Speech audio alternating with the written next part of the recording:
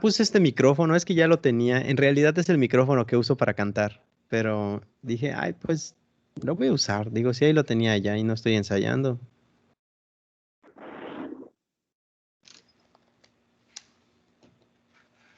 Así es, amigos.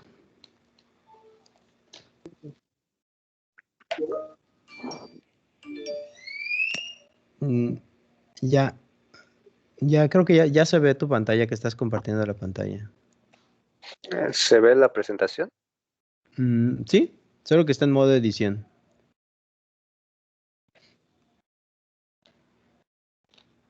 ¿Y ahora? Ahora ya. Sí, sí, sí se ve, se ve. Solo que se ve chiquitita. Igual y pones en horizontal, creo que tu tablet o tu celular.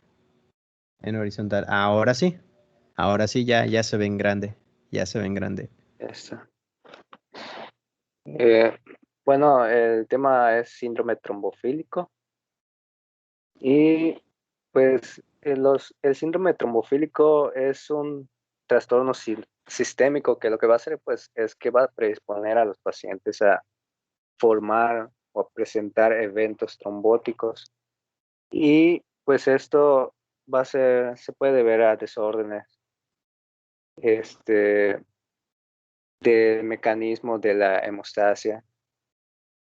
Disculpa, antes de que continúes, Oscar, ¿quieres minimizar la pantalla de donde se ve mi imagen? Si quieres, puedes minimizarla o Ah, quitarla. eh, Cerrarla si quieres. si lo cierro no se quita la No, transmisión. creo que no. A ver, ahí A está. ver. Puedes continuar. Ok. Bueno, pues se va a deber por desórdenes del mecanismo hemostático, que pueden ser ya sea de manera congénita, que sea heredofamiliar, o se pueden adquirir. Y pues como ya dije, esto va a predisponer a la formación de trombos. Y pues aquí les puse como en una balanza lo que va a intervenir en este proceso, pues van a ser factores procoagulantes, en donde entra lo que es la integridad de la pared vascular, las plaquetas, los factores de coagulación y la formación de la red de fibrina y ya la agregación plaquetaria.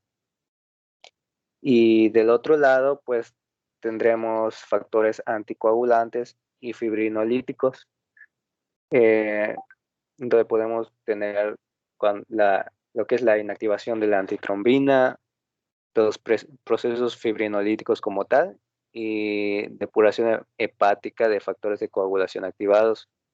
Y pues dependiendo de que se mantenga este homeostasis o no, pues es cuando vamos a presentar este tipo de síndrome. En el caso de que los factores procoagulantes vayan en aumento, pues va a favorecer la trombosis. Y de lo contrario, cuando los anticoagulantes y fibrinolíticos están aumentados, pues se pueden favorecer los sangrados, las hemorragias. Eh, Ahora, eh, vi que habían como que unos criterios para considerar que el paciente tenga el síndrome fibrinolítico, perdón, el protrombótico. Hay que considerar cuando un paciente tiene uno o más episodios de trombosis, aunque sean en sitios habituales, pero que sea en una edad temprana, porque pues la formación de trombos pues puede ser relativamente común y principalmente por procesos ateroscleróticos, pero esos trombos van a ser en lugares comunes, los cuales son principalmente el cerebro y el corazón.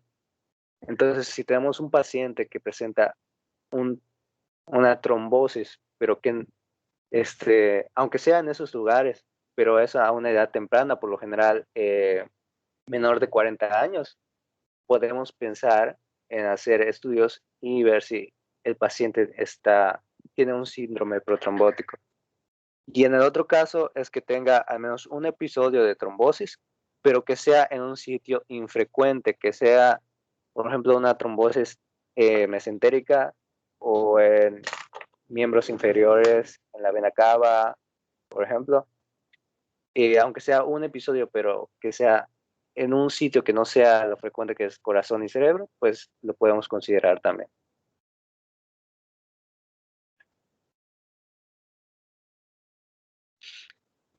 Y aquí está una triada que fue descrita por Rudolf Virchow, en la cual tenemos, describe que este síndrome trombótico puede deberse a tres situaciones. Se deben tomar tres cosas en cuenta.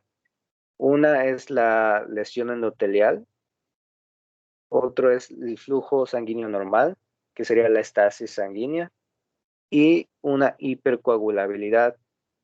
Tenemos que las trombosis arteriales generalmente se van a deber a aterosclerosis.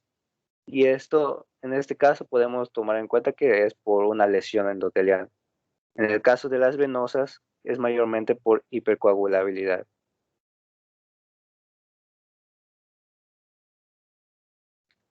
Y acá tenemos las principales causas de hipercoagulabilidad. Tenemos una pequeña como mnemotecnia que es Calm Apes. Y pues ya desglosado, tenemos que está la deficiencia de proteína C, los anticuerpos antifosfolípidos, la mutación del factor B de Leiden, que es el más frecuente, eh, malignidad, los cánceres, carcinomas, deficiencia de antitrombina y la presencia también de protrombina G20210A, el incremento del factor 8 y la deficiencia de proteína S. Si recordamos, aquí tenemos la proteína C y la proteína S que son anticoagulantes, entonces su deficiencia va a favorecer esta situación.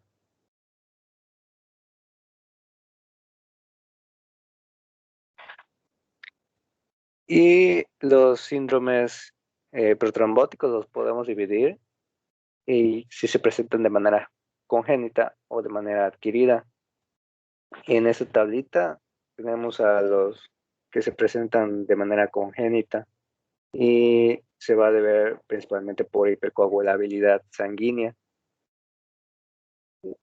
Bueno, aquí tenemos los que se presentan por trastornos de la pared vascular, que en este caso sería por hiperhomocisteinemia, y abajo los de hipercoagulabilidad sanguínea. Como había dicho en el anterior, lo más común es por la mutación del factor B de Leiden. Y en este caso aquí no aparece como tal, sino que aparece como resistencia a la proteína C activada, porque es lo que va a condicionar la mutación del factor B de Leiden. También tenemos la deficiencia de la proteína C, de la proteína S, la mutación del gen de la protrombina y la deficiencia de antitrombina y la elevación del factor 8. Pero como vemos, el porcentaje de los demás es mucho menor.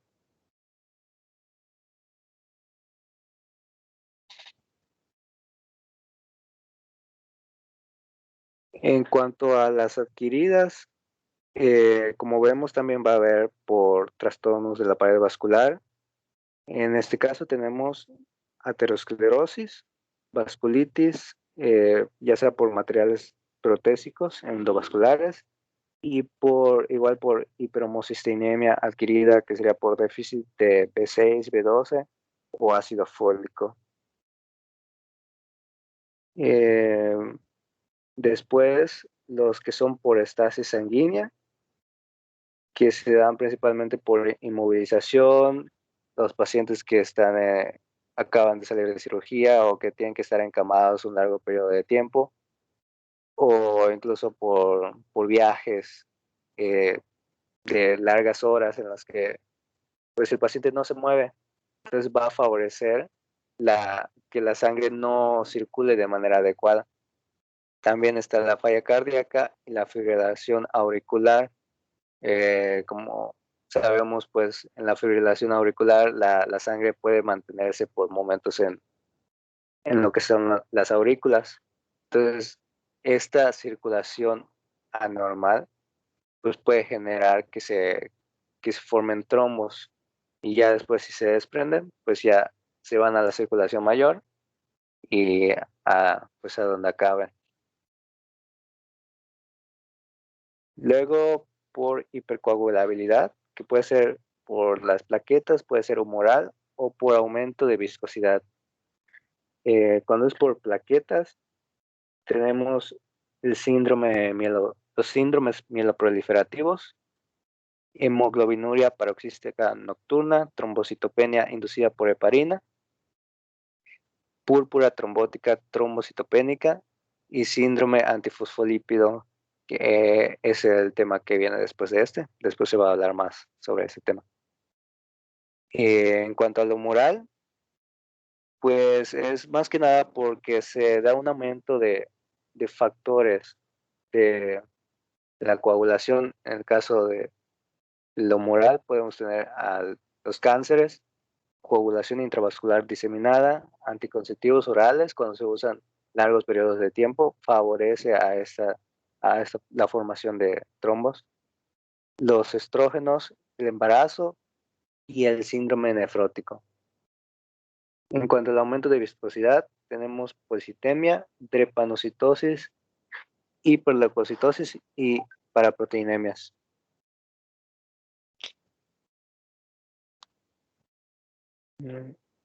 ¿Algo que quiera mencionar hasta ahora, Doc?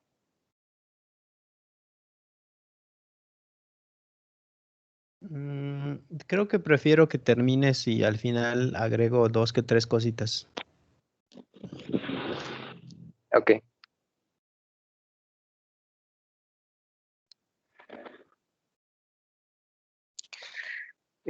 Pues aquí tenemos un cuadro en donde nos divide los síntomas que podría presentar el paciente de acuerdo al lugar, a la localización del trombo.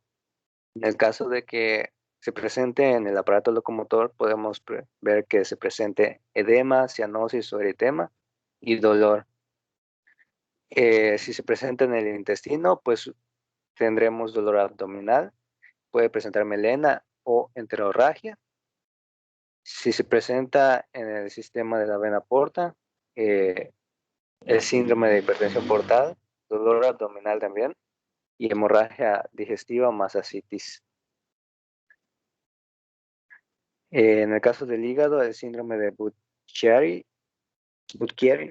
hepatomegalia dolorosa y ascitis marcada. Y si se presenta en el cerebro, hipertensión intracraneana aislada, el paciente va a presentar cefalea, vómitos en proyectil y edema de pupila. Y puede presentar también el síndrome del seno cavernoso con oftalmoplegia, dolor ocular, exoftalmos y edema conjuntival.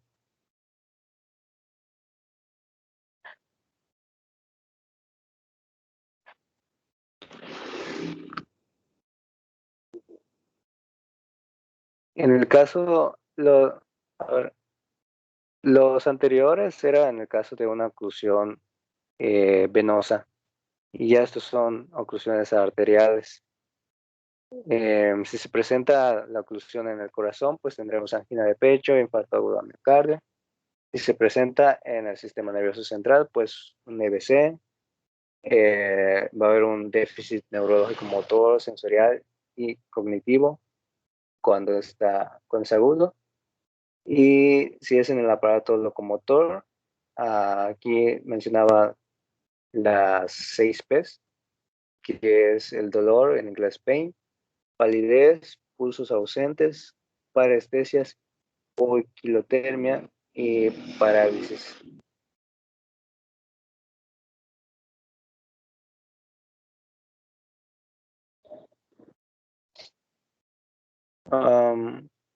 También hay que considerar el origen de los trombos.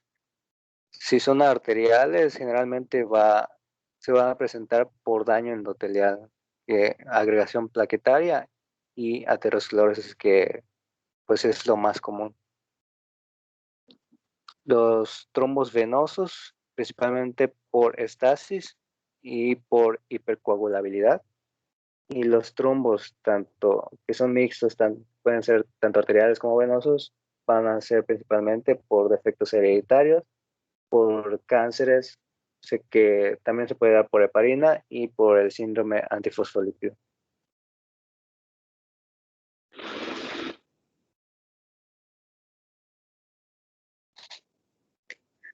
Para el diagnóstico, el estándar de oro son angiografías.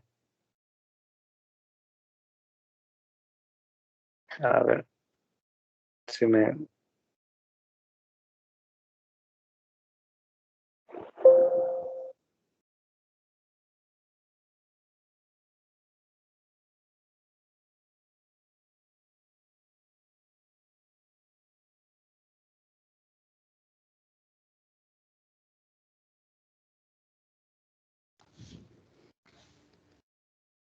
Ya no te escucho, no sé si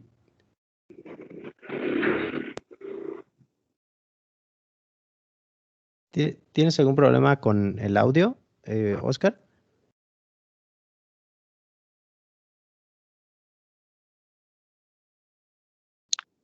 ¿Ya me escuchan? Ya te escucho, no te escuchaba. Ah, ¿en qué parte me quedé? Pues solo dejé de escucharte aquí en que entraste a proceso diagnóstico. Bueno, lo que viene siendo el estándar de oro, pues son las angiografías, venografía y arteriografía. Y pues se usan lo que son medios de contraste. Otros estudios que pueden ayudar a evidenciar los episodios de trombosis son la angioresonancia, la angiotomografía, ultrasonidos con metodología Doppler a color y gammagrafía con uso de radioisótopos. Además, pues también está la determinación del nivel de los factores relacionados con la coagulación o la trombosis. Pero esto este, mencionaba que no es útil en un contexto no agudo, porque pues los factores se van a usar en el evento. Entonces, si lo vamos a medir en el evento agudo, puede que estén normales o incluso disminuidos. Entonces hay que esperar después del evento para realizarlo.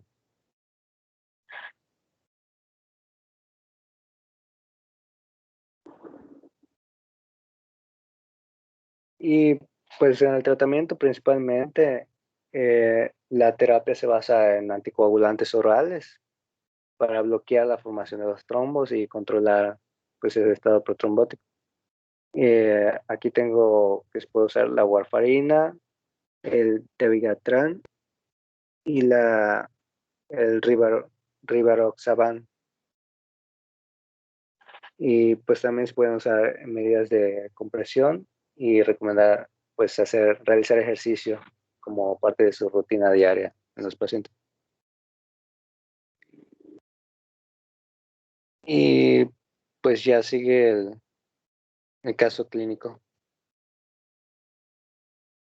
¿Lo pongo de una vez o A va a comentar? ver, bueno, a ver, permíteme. ¿Puedes regresar a a tus primeras diapos? Eh,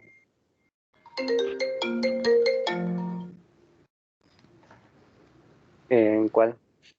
A ver, permítame tantito.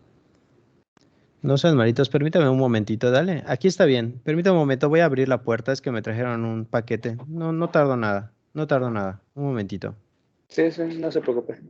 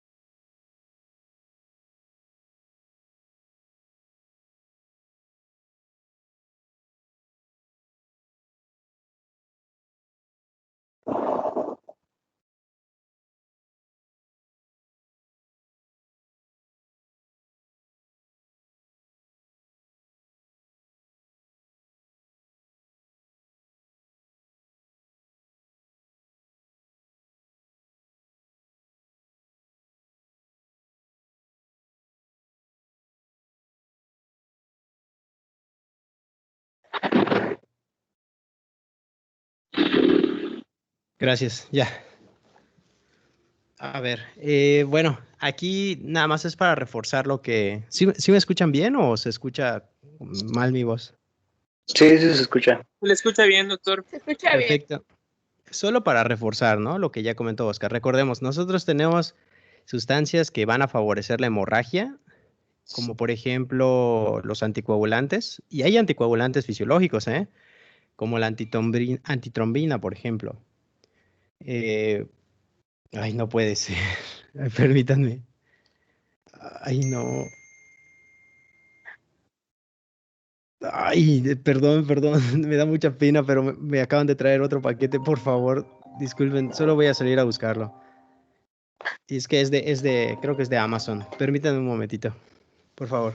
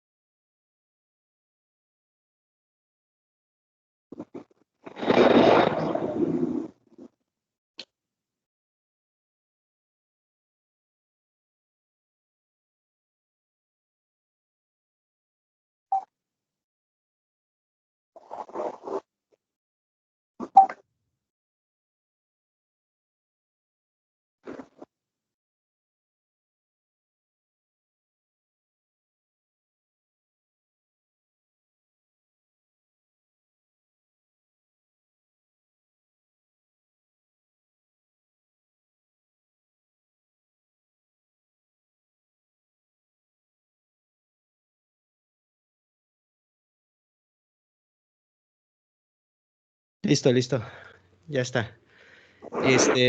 Perdón, les decía que tenemos sustancias que son anticoagulantes naturales o fisiológicos. Además de eso, tenemos sustancias que son fibrinolíticos, ¿no? Es el sistema fibrinolítico. Lo que va a hacer es degradar la fibrina, los coágulos que se formen,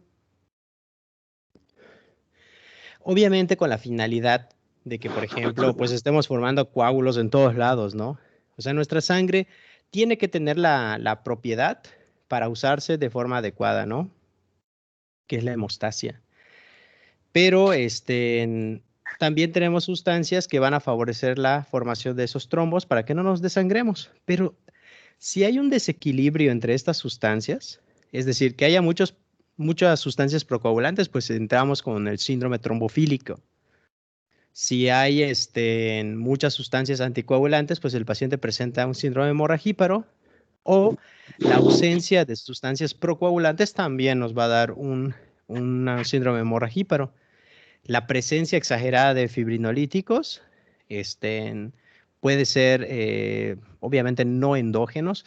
Generalmente, por ejemplo, los pacientes que están envenenados por una mordida de un veneno de una serpiente, o los que están tomando medicamentos fibrinolíticos, que son fármacos para degradar la fibrina, sobre todo en pacientes que tuvieron un infarto o algo así, se pueden desangrar. De hecho, no sé si saben, pero cuando vimos en cuarto año infarto agudo de miocardio y vimos EB6 químico, ¿Se acuerdan que parte del tratamiento, si llegabas temprano o a tiempo, ¿te acuerdas cuál era el tratamiento? Fibrinolítico, ¿no?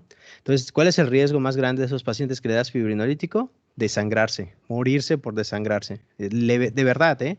He visto casos de que tienen un EBC hemorrágico, ¿eh? O sea, parece bromita, pero no es una broma. O sea, el paciente que le vas a dar un trombolítico le puedes ayudar en una cosa, pero bueno, hay riesgos de que pueda tener una complicación, ¿no? Entonces, un desequilibrio entre estas sustancias puede favorecer un síndrome hemorragíparo o un síndrome trombofílico. ¿Puedes pasar al siguiente, por favor?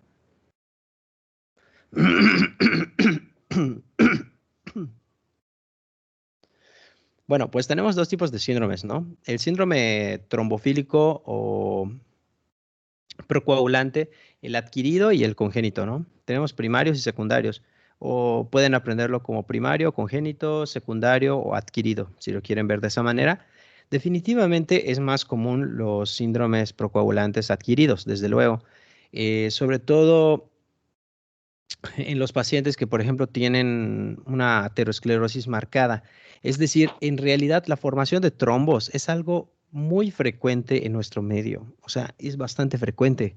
De hecho, el mecanismo fisiopatológico primordial de estos trombos adquiridos es la aterosclerosis que condiciona placas, formación de placas que se complican, es decir, que se calcifican, que se ulceran, que se rompen. Estas placas se rompen y como tienen una matriz altamente heterogénica, forman trombos, ¿sí? Entonces, la trombosis es común, es algo regular, frecuente, ¿vale? Tan es así que la aterosclerosis es el mecanismo fisiopatológico que explica las principales causas de muerte a nivel mundial, infartos, CVCs y incluso la diabetes favorece la aterosclerosis, las enfermedades autoinmunes favorecen la aterosclerosis. Entonces, las causas de muerte son casi siempre las mismas, complicaciones de un EBC, un infarto, pero si te das cuenta, estos, digamos, estos trombosis son comunes en esos sitios, ¿no? Es decir, son comunes que sucedan en el corazón, son comunes que sucedan a nivel del cerebro, son sitios comunes. ¿Cuáles son infrecuentes que tú no has escuchado así? Ah, mira, así como que del diario escucho que tuvo un infarto mesentérico. No del diario lo escuchas, ¿verdad? Ni tampoco del diario escuchas, ah, tuvo un infarto de la arteria oftálmica, ¿no? O sea, no es como que al día a día lo escuches, ¿no? Ah, tuvo un infarto de su arteria femoral. O sea, claro que no. O sea, eso no es frecuente, ¿no?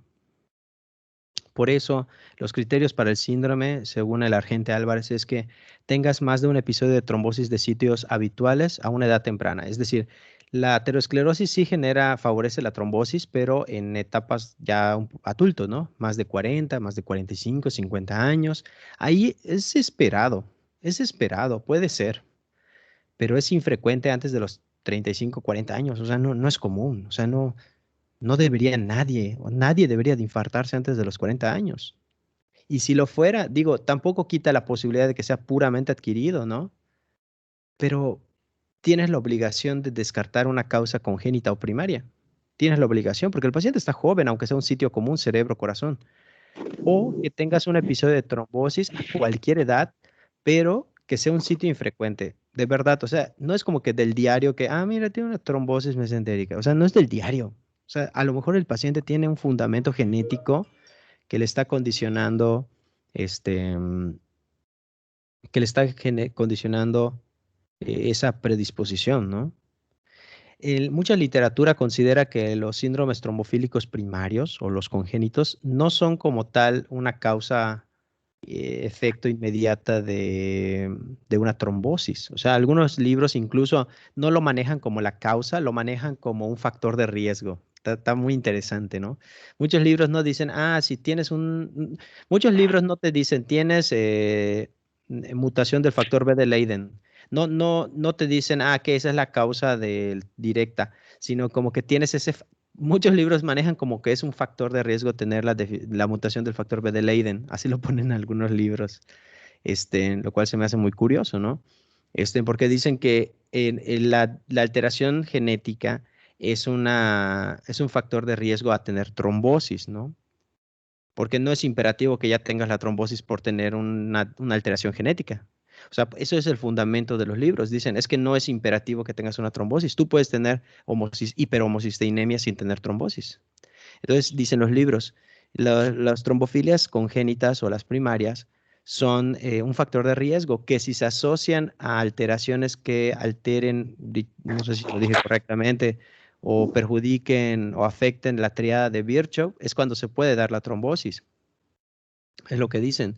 Por eso tú puedes tener una predisposición genética, es decir, una trombosis congénita. No necesariamente, no imperativamente vas a tener una trombosis mañana o cuando naciste, ¿no? Dependiendo de qué tan severa sea. Pero si tú, asociado a tener una hiperhomocisteinemia, ¿qué tienes? ¿Qué será? Obesidad o aterosclerosis porque comes mucha grasa.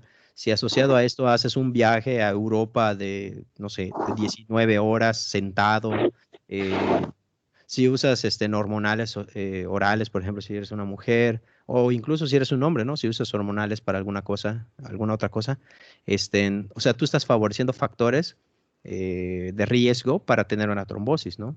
Por ejemplo, ¿puedes pasar, por favor, Oscar, a la imagen esta de la triada de Virchow? Gracias.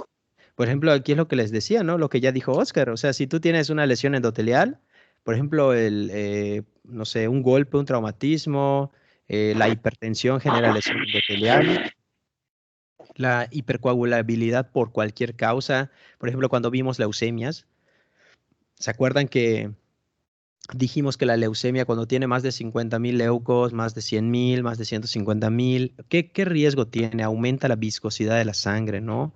Aumenta la vascularidad de la sangre, además de que se activan estos plaquetas y tienen un aumento de su capacidad de trombosis. O sea, los pacientes que tienen leucostasis pueden presentar síndromes pueden presentar hipercoagulabilidad y una trombofilia, ¿no? O sea, una trombosis, pues. El paciente puede morirse de un EBC, puede morirse de lo que sea, de un infarto, etcétera. Y un flujo de sanguíneo anormal, ahí hace alusión a la estasis. Por ejemplo, el estar encamado más de 72 horas sin moverte, eso favorece la estasis venosa, no circula la sangre, etcétera. Los trombosis pueden ser arteriales o venosos. Es claro que si hablamos de aterosclerosis, es principalmente arterial. Ahora, si es venosa, fíjate, muy curioso, muy interesante. Las arteriales, las trombosis arteriales mayormente son, sobre todo si es en un adulto mayor, ya, bueno, una persona mayor, pues más de 45, 50 años, es casi seguro que es por aterosclerosis. Si es antes de los 45 años, el mecanismo no necesariamente es aterosclerosis, puede ser otra causa. Las trombosis venosas normalmente hay que descartar, de verdad. En las trombosis venosas tenemos la obligación de descartar algún síndrome trombofílico. Las venosas sí hay que descartar como un síndrome trombofílico, una causa de una trombofilia primaria. ¿Puedes pasar a la siguiente, Oscar? Aquí estuvo padre, ¿no? Esta diapositiva, porque te ponen esa mnemotecnia de monos calmados, ¿no? No sé cómo se pronuncia, la verdad, no sé cuál es la pronunciación de apes en inglés, no sé, pero monos calmados, ¿no? Entonces, vean qué interesante, ¿no? Porque tenemos a la deficiencia de la proteína C y también tenemos abajo la deficiencia de proteína S. No se les olvide que la proteína C y S son factores dependientes de vitamina K, pero lo chistoso es que son anticoagulantes. Por eso dice allá, la deficiencia favorece la trombosis, porque son anticoagulantes. La deficiencia favorece la trombosis. ¿Sí?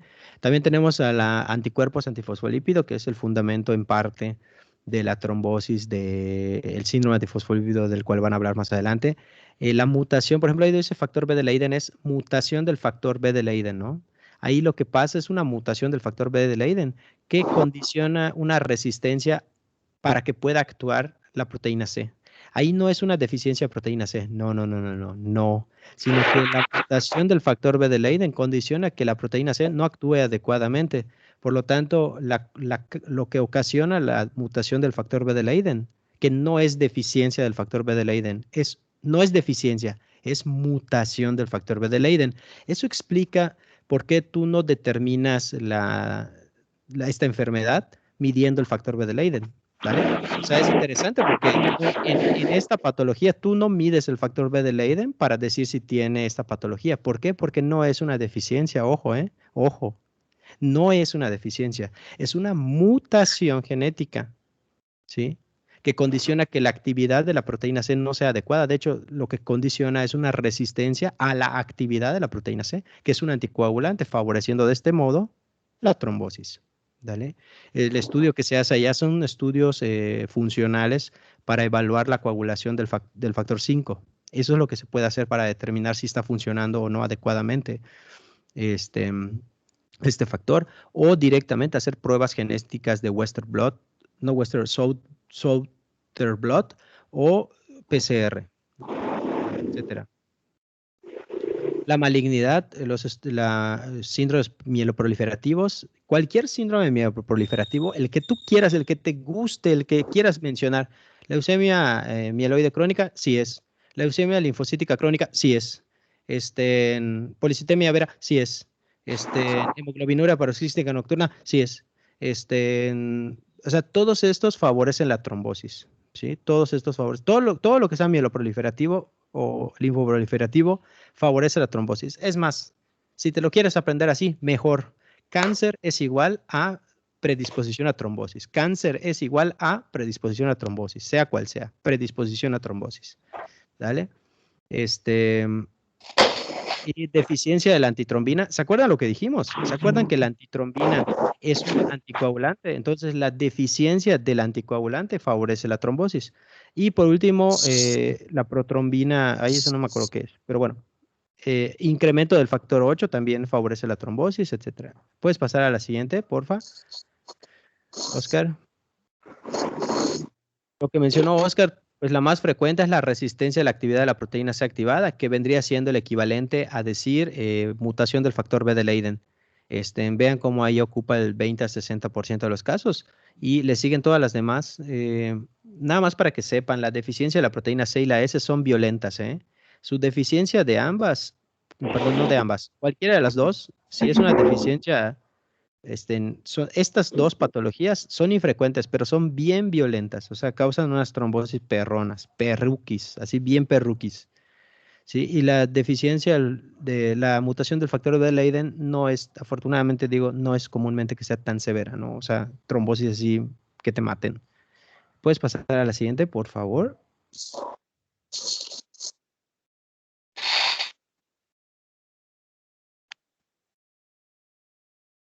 Creo que no se cambió en Oscar. Ya lo pasé, están las adquiridas. ¿No se ve? No todavía, a lo mejor nada más, quizás está un poquito lento, nada más.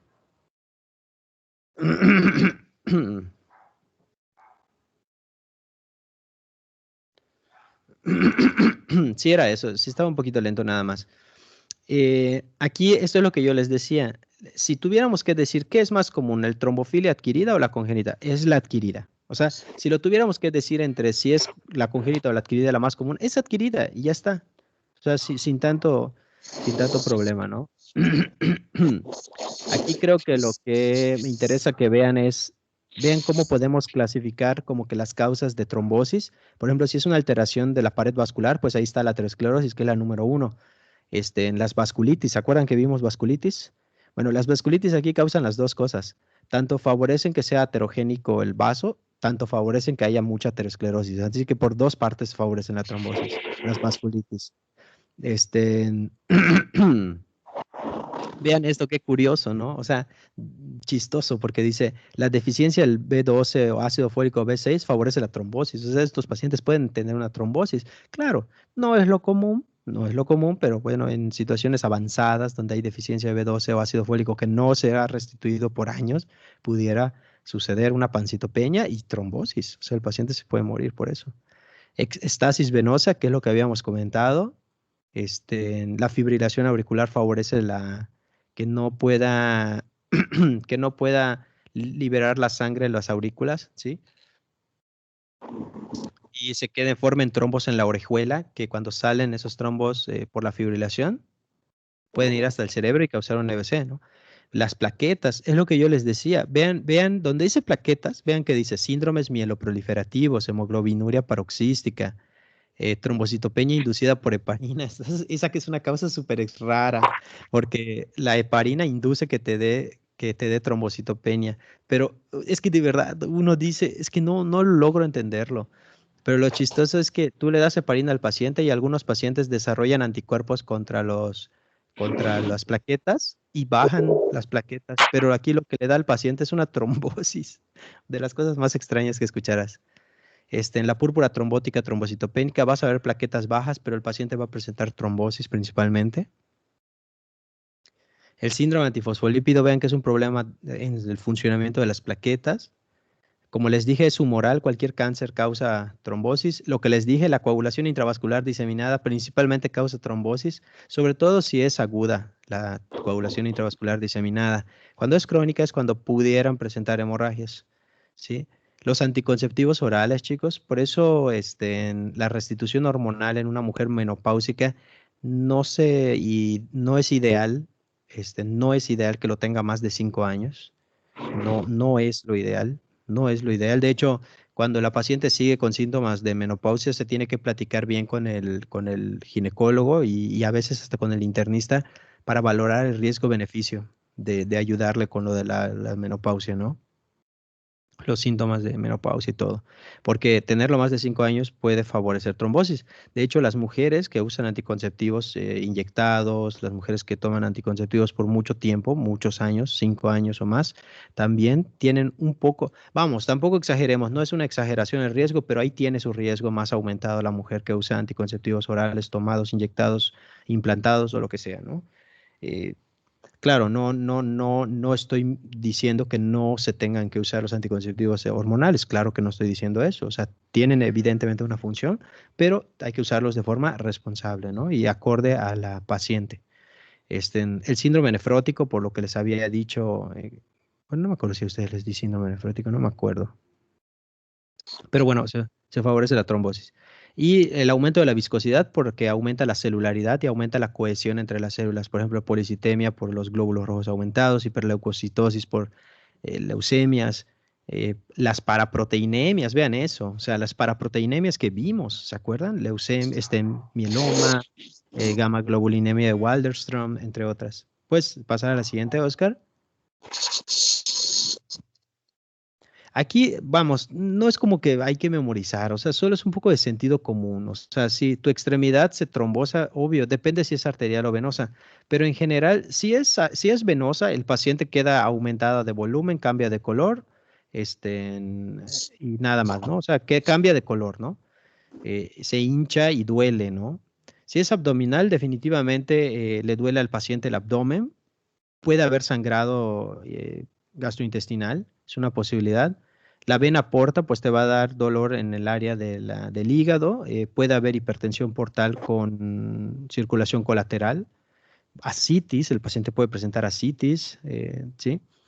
En el hígado, pues lo que les decía, una hepatomegalia dolorosa, básicamente. Cerebral, pues está difícil, aunque aquí está interesante porque muchos creemos que la clínica, por ejemplo, de un síndrome, de una trombosis del seno cavernoso, muchos como que crees que es como un EBC, pero no es como tal como un EBC, es un poco diferente. Vean cómo el paciente puede presentar alteración de los pares craneales, pudiera presentar exoftalmos, edema conjuntival, etcétera, ¿no? No es tanto como el clásico déficit neurológico del EBC, que por cierto es arterial, ¿no?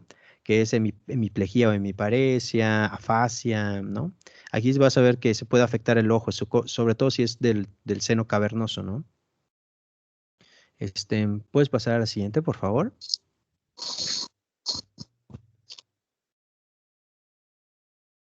Sé que ya lo cambiaste, nada más que creo que está un poquito lento. Puede ser nada más que es eso. Y aquí, por ejemplo, nos ejemplifica muy bien Oscar la oclusión arterial. Pues en corazón es un infarto y ya está, listo. En sistema nervioso, un EBC, se acabó, listo. Y ahora lo interesante es en las extremidades, ¿eh? Pregunta de examen nacional e internacional, ¿no? Las 6 P's de oclusión arterial, pero aguda, chicos. Aguda, no crónica, aguda. Entonces, pain de dolor, palidez, pulsos ausentes o disminuidos, parestesias, que es así como entumecimiento, poiquilotermia, que son alteraciones de la temperatura, y parálisis, o sea que no lo puede mover. ¿Vale? O sea, clásica pregunta de pase de visita. Si estás en angio o cirugía, pregunta obligada. Obligada. Si no, no rotaste ahí. La que sigue, Oscar. Ok, la que sigue. Aquí el gold estándar para diagnosticar, o sea, ver literalmente la trombosis es la angiografía, que puede ser específica de vena, venografía. De hecho y si es de arteria, arteriografía, y ya está. General, el término general es angiografía, que es literalmente te pincho en el sistema circulatorio, te meto un medio de contraste y te veo en una máquina que es un fluoroscopio para ver tus vasos sanguíneos. Listo. Ese es el gold estándar. Ya no se hace tanto, la verdad ya casi no se hace, aunque es el mejor. Ya casi no se hace así. Ahorita te ponemos en la vena en un medio de contraste y te tomamos una tomografía y se ve, pero precioso, ¿no? Eso se llama angiotomografía. También se puede hacer angioresonancia magnética. O simplemente, si es una extremidad, sobre todo las extremidades, puedes hacer uno que es bueno, bonito, barato, no invasivo. El ultrasonido, pero no cualquier ultrasonido, sino que un ultrasonido que tenga su máquina, esa máquina, eh, el efecto Doppler, ¿vale? Que es cuando salen esos colorcitos rojo y azulito. Y ahí ya se sabe cómo están o sea, ahí te puede decir cómo están los flujos arteriales, incluso los venosos. Pero eso obviamente es competencia del médico radiólogo, pero él te va a decir, oye, pues mírate que no hay buen flujo aquí, no sé qué, así, ¿no? La gamografía utilizando radioisótopos es lo mismo, o sea, metes isótopos a la sangre y ya solo ves si fluyen o se traban y ya está, fin, listo, es todo, no tiene mayor dificultad. Ahora, lo que no es común es que si estás pensando que hay un exceso de una sustancia procoagulante, o sea, un exceso, como por ejemplo la homocisteína, no se prefiere, por ejemplo, que se mida en un contexto agudo, porque por lo mismo que tú lo estás diciendo, si tú estás pensando que es por una sustancia procoagulante y hay una trombosis aguda, es lógico que formó parte del trombo, ¿no? Entonces no tiene mucho sentido como que medir sus niveles para ver si están altos, porque se esperaría que probablemente incluso pudieran haber disminuido o volverse normal al a unirse al trombo. Por eso no se prefiere que en las próximas 4 a 8 semanas, 6 semanas medio, no se prefiere que tú midas niveles pensando en que tiene una trombofilia por aumento de una sustancia procoagulante. Es decir, no la vas a encontrar en el contexto agudo, ¿no? Obviamente, por ejemplo, hay algunas que no tienen ni sentido hacerse, ¿no? Como que yo te diga, mide el factor B de Leiden, ¿no? O sea, pensando en mutación del factor de B de Leiden, ni caso ni sentido tiene, ¿no? O sea, no. La que sigue, por favor, Oscar. El tratamiento, pues aquí nada más recalcar algo que dije en mi video, yo creo. Miren, dependiendo de las trombosis, como que hay ciertas conductas que ya se sabe cómo vas a hacerlas y ya. Si tienes un infarto, se dan anticoagulantes de tipo heparina, heparinas, por ejemplo, como la heparinas de bajo peso molecular. Y también se dan, tú también ves Tecnonauta, está padre, ¿verdad? O también se dan, no también, sino que se pueden dar dependiendo si cumple criterios en trombolíticos. Por ejemplo, no a cualquiera con trombosis arterial se le da trombolíticos. Por ejemplo, al paciente que tuvo un infarto con elevación de ST, le puedes dar trombolíticos si llegan las primeras 12 horas, etcétera. Si tiene un EBC que llega en las primeras 4.5 horas, ahorita ya se está cambiando un poquito eso, pero en general menos de 4.5 horas que llegues, que sea una trombosis, o sea, un EBC isquémico arterial, EBC isquémico, vamos a decir así, se puede dar trombolítico, ¿no? Hay unas pequeñas diferencias. Por ejemplo, en EBC no se da anticoagulante junto con trombolítico, como sucede en infarto con elevación de ST, ¿verdad? Donde sí se dan anticoagulantes. Ahora, cuando es venoso, chicos, aquí esto muy interesante, es un poco diferente al arterial. En general, por decir una generalidad, cuando es una trombosis venosa, se dan al mismo tiempo anticoagulantes orales y se dan heparinas. ¿Por qué al mismo tiempo, no? ¿Por qué al mismo tiempo? Punto número 1, las heparinas no hay para vía oral, no existen para vía oral. O sea, el paciente no se puede ir de alta inyectándose todos los días enoxaparina o heparina de bajo no fraccionada, por decir, no se puede. O sea, de poder sí, pero no es práctico ni correcto, ¿no? Entonces, los anticoagulantes orales que tenemos a los que son antagonistas de vitamina K, como la warfarina, o tenemos los nuevos anticoagulantes orales que tienen mecanismos de acción específicos, que sí son orales, como el rivaroxaban, etcétera. Pero vamos a hablar de las heparinas y los antagonistas de vitamina K. Se dan al mismo tiempo. Un ejemplo, voy a dar enoxaparina más warfarina 2.5 miligramos cada 24 horas, por decir algo. ¿Por qué al mismo tiempo? Por lo que expliqué en mi video. Porque cuando tú das un fármaco que antagoniza la producción de factores dependientes de vitamina K, no solo te llevas a procoagulantes, ¿eh? Ojo, ojo. También te llevas a anticoagulantes. Recordemos a la proteína C y S, porque los dependientes de vitamina K son 2, 7, 9, 10, proteína C y la proteína S, que son anticoagulantes. Entonces, si tú das warfarina sola y al inicio tiene un efecto eliminador o quita fármacos, sustancias anticoagulantes como proteína C y S, y tienes una trombosis, ¿te gustaría tener más trombosis? Claro que no te gustaría, ¿verdad? Entonces, en esas primeras 48 horas se tiene que dar al mismo tiempo heparinas, al mismo tiempo, ¿dale? Para evitar que se logren formar coágulos en las primeras 48 horas de uso de la warfarina. Ya después, cuando le dan de alta al paciente, ya se va sin la heparina, pero sí con los cumarínicos, ¿no? La warfarina o acenocumarol, o en su defecto, sobre todo si no es agudo, o bueno, perdón, no si no es agudo, sino cuando se va a su casa, otra muy bonita opción es cambiarle la warfarina por estos nuevos anticoagulantes orales que ofrecen ciertos beneficios, que como que no tienes que estar vigilando el TP, perdón, no lo tienes que estar vigilando, a diferencia de la warfarina que tienes que estar periódicamente yendo a consulta para valorar tu INR, de que no esté muy prolongado, ni lo contrario. Después de que tienes una trombosis, estos pacientitos tienen que mantener un INR más de lo normal, chicos. O sea, ¿se acuerdan que aprendimos que el INR normal es menos de 1.5? ¿Te acuerdas?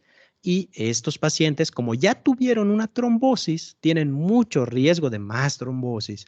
Entonces, ellos ya no los dejas tener su INR de 1.5, los mantienes con 2, INR de 2 a 3. Dale. O sea, vean qué interesante. Alguien que ya tuvo una trombosis venosa tiene que mantener un INR arriba del fisiológico, como dando a entender, prolongado, pues, como dejando tu sangre con una tendencia a que te desangres, ¿no? Cosa fea, ¿no? Cosa muy fea, ¿no? Cosa fea. Bien, entonces, nada más para recordar, los pacientes pueden usar otras medidas de evitar riesgos de trombosis, como medias de compresión media, etcétera, realizar ejercicios y hasta allá. En el caso de las trombosis arteriales, se puede dar prevención secundaria si ya tuviste la trombosis arterial, como un infarto, un EBC, tomando aspirina, por ejemplo, todos los días. O en el caso del paciente que tuvo un infarto, aspirina más clopidogrel, ¿no? ¿Puedes pasar a la siguiente, Oscar?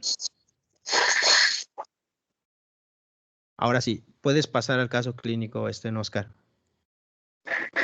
Eh, bueno, el caso clínico que les puse lo encontré en un artículo. Se trata de un paciente masculino de 15 años de edad, sin antecedentes patológicos de importancia y con el antecedente de que 2 tías maternas habían tenido procesos de tromboflebitis asociados a la ingestión de anticonceptivos orales. El cuadro clínico se inició luego de un trauma por estiramiento de la pierna izquierda mientras el paciente jugaba fútbol, y posteriormente apareció el dolor, edema progresivo, y esto le imposibilitó la marcha. Al examen físico se reveló la presencia de edema generalizado en el miembro inferior izquierdo, con dolor a la palpación y predominantemente en la pantorrilla. Se realizó un ultrasonido Doppler y se mostró una extensa trombosis venosa en la pierna izquierda y con compromiso de la vena ilíaca, femoral y poplitea. Y aquí tenemos a un lado resultados de pruebas de coagulación que se le realizaron al paciente. Con los datos y los resultados de las pruebas, ¿en qué síndrome trombofílico deberíamos de sospechar?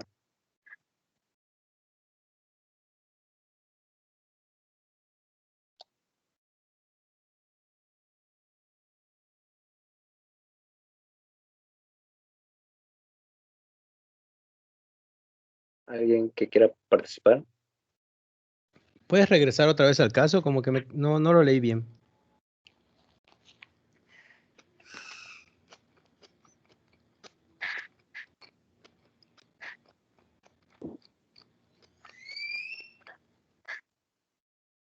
Dice, el cuadro inicia luego de un trauma por estiramiento de la pierna izquierda. Posterior al mismo apareció dolor y edema.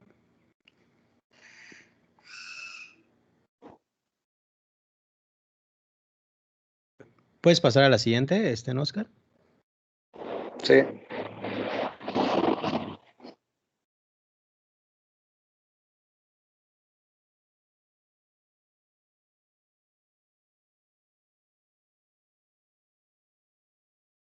¿Algo que les pueda llamar la atención?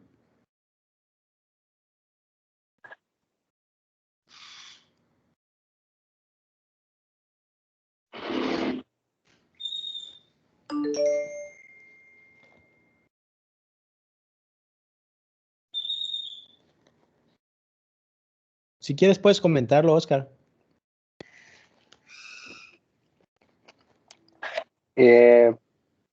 Pues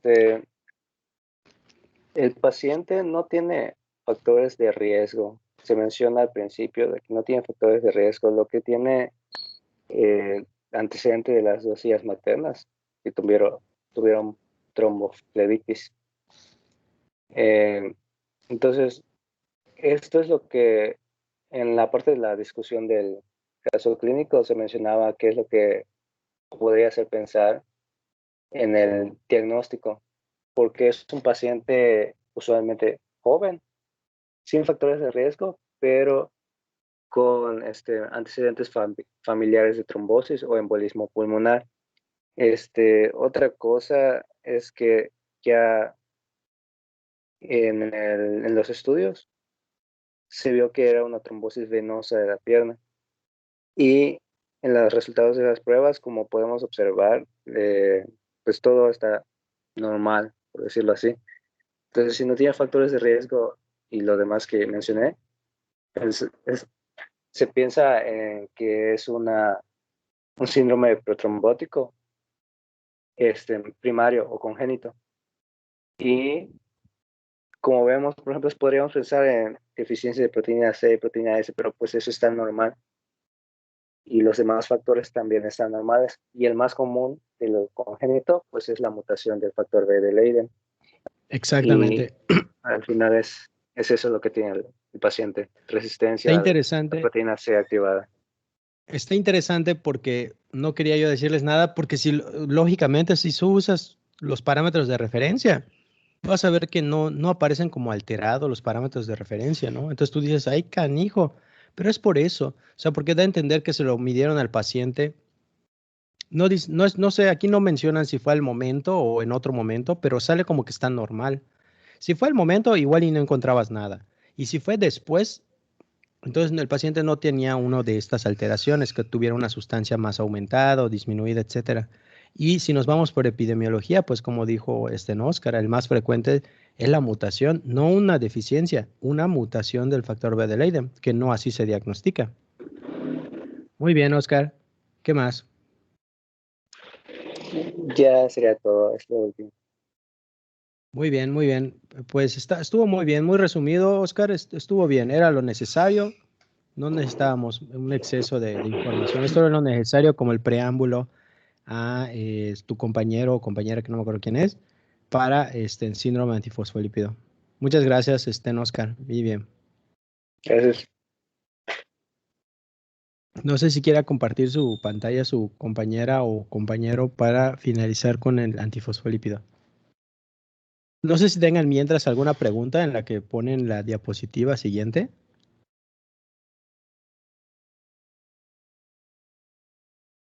Fíjense que hoy por hoy, la literatura dice que no es necesario, bueno, salvo ciertas circunstancias, no es necesario investigar la causa del síndrome trombofílico, solo tratarla. Eso dice la literatura, que porque muchas veces no lo vas a encontrar, la causa, este, y si tiene, no sé, dice que no cambia mucho en el tratamiento si lo encuentras. De hecho, no hay un tratamiento como tal específico para la causa. Por eso la literatura dice que no tiene tanta relevancia si llegar al diagnóstico causal de, del síndrome trombofílico primario.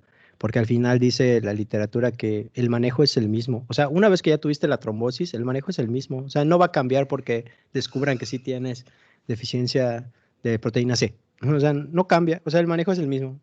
Claro, creo que ayuda quizás para decir qué tipo de riesgos tienes, ¿no? Si es muy alto para cierto tipo de trombosis o no, pero el tratamiento es el mismo. Este, puedes continuar, Luis. Ya se ve, Doc, ¿me escucha? Ya se ve, solo que está en modo edición, todavía no está en modo presentación.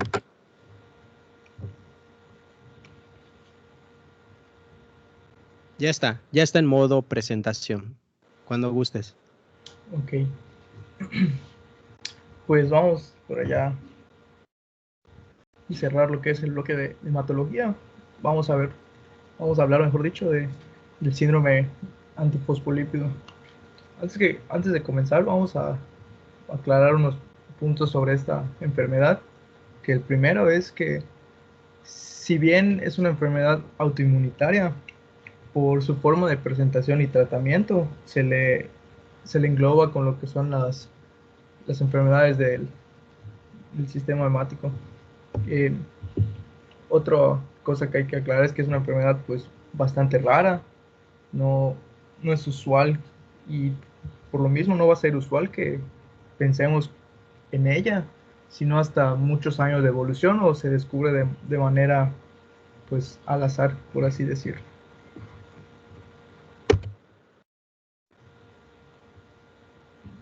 ¿Cambió la diapositiva, Doc? Sí, Sí cambió. ok.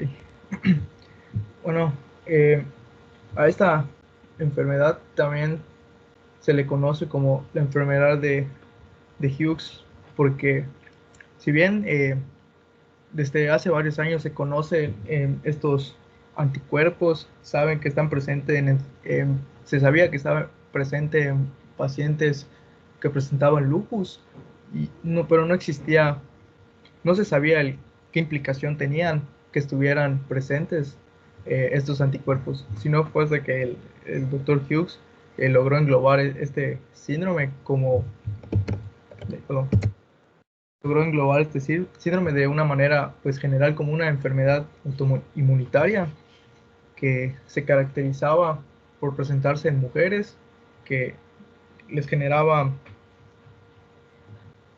alteraciones en los procesos del embarazo, como muertes o desprendimientos de placenta, y se encontraban asociados a los anticuerpos antifosfolípidos. Hoy en día se sabe que esta también es una enfermedad multisistémica de carácter crónico, que también afecta a hombres, y y va a producir un estado de hipercoagulabilidad.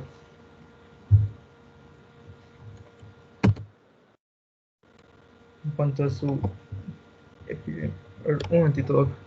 Creo que se me atoró la pantalla. Ok.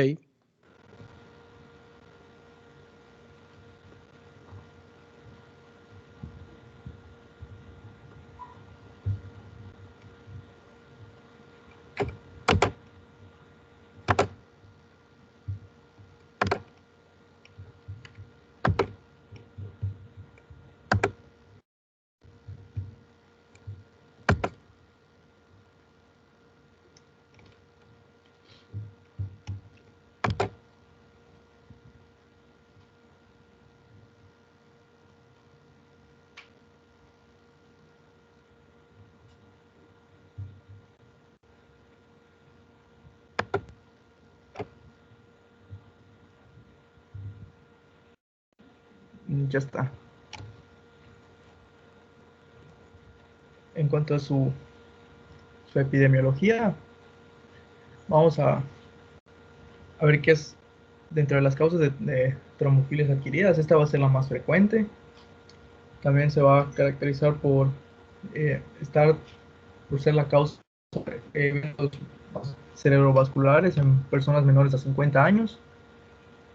No obstante esto, su incidencia es muy rara, siendo de 5 por 100.000 habitantes, y su prevalencia en población general llega a ser hasta 1%, y en otras fuentes se refiere hasta un 5%. Esta va a ser mayor en pacientes mujeres, una relación 5-1 con respecto a los hombres, y aquellas que presentan lupus se les va a presentar hasta un tercio de las pacientes. Si bien existen márgenes de entre un 25 hasta un 40% de pacientes con lupus llegan a presentar esta enfermedad, y conforme evolucione el lupus se puede generar esta enfermedad también, hasta un 60% se refiere.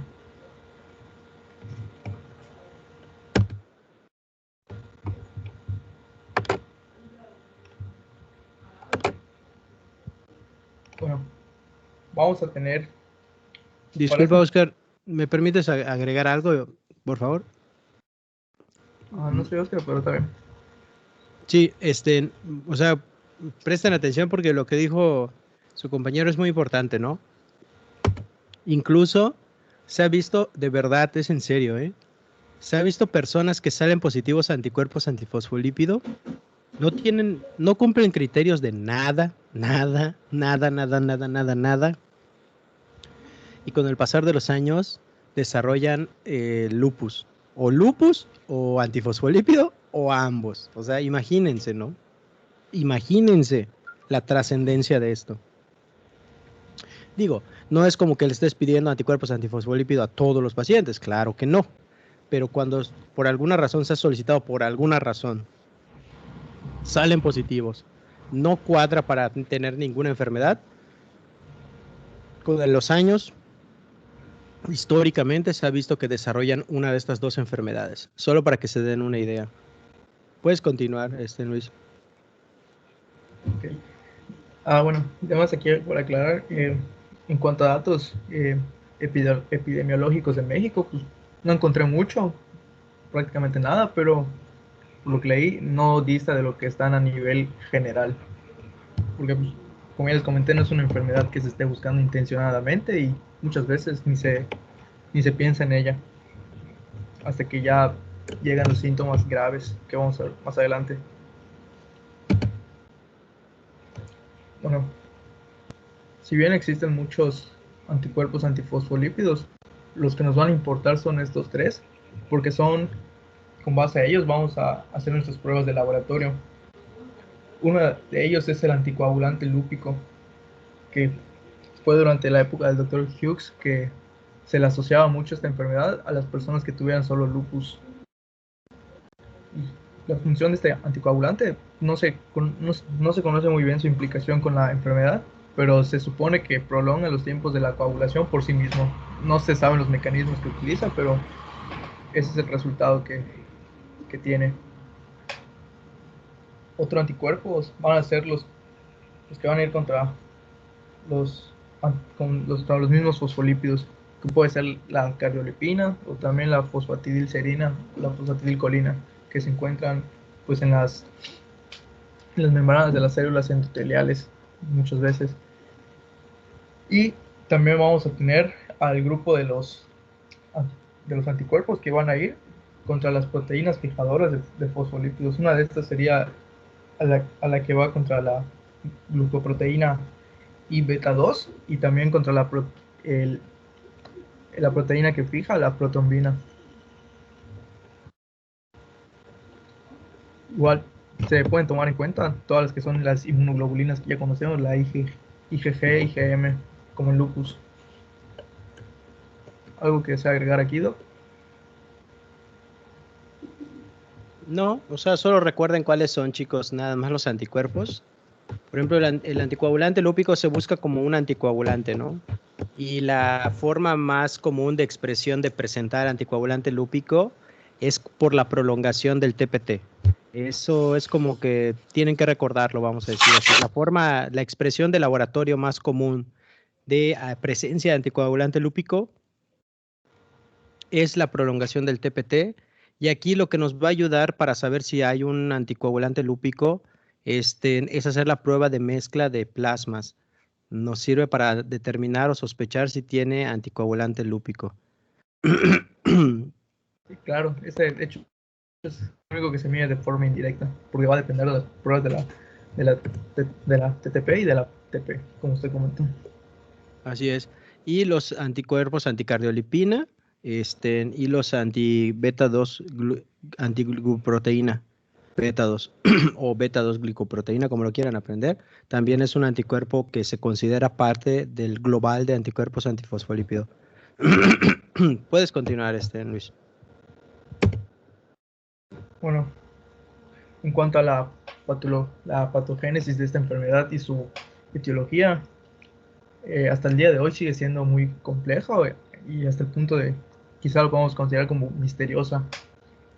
Lo que se supone es que estos los anticuerpos antes mencionados se van a encontrar presentados no siempre en las mismas cantidades en las personas, a veces pasan indetectables, pero están presentes. Y lo que van a hacer es que se pueden, por ejemplo, el anticuerpo antiglucoproteína se mide de ahí, pero existen el anticuerpo que va dirigido hacia la proteína transportadora de la protrombina, se puede encontrar inhibido, por lo que esta protrombina se va a favorecer lo que son la altera, a unirse con la tromboplastina y va a producir lo que es la cascada de la coagulación. Otros como los anticuerpos de anticardiolipina, como se encuentran en la membrana de las células endoteliales, al unirse a ellas van a generar daño tisular y van a exponer todo lo que son los factores proinflamatorios que se encuentran en estas células y pueden desencadenar lo que son las cascadas de coagulación. Y pues, como les comenté, el anticoagulante lúpico por sí mismo genera un estado de hipercoagulabilidad. Aquí en este cuadrito, que es bastante aceptado, bueno, se sugiere que es la patología más asertiva en cuanto a esta enfermedad. Vemos que va a haber, activaciones de los factores proinflamatorios y protrombóticos, como aumento de los del factor tisular, puede haber necrosis de las células, también disminución de la actividad de la proteína C, disminución de la fibrinólisis y con todos sus cambios consecuentes. No, la verdad no nos fijemos mucho en cuanto a esto, porque hasta el día de hoy sigue siendo muy complicado, incluso para los doctores que están enfocados en cuanto a reumatología y hematología.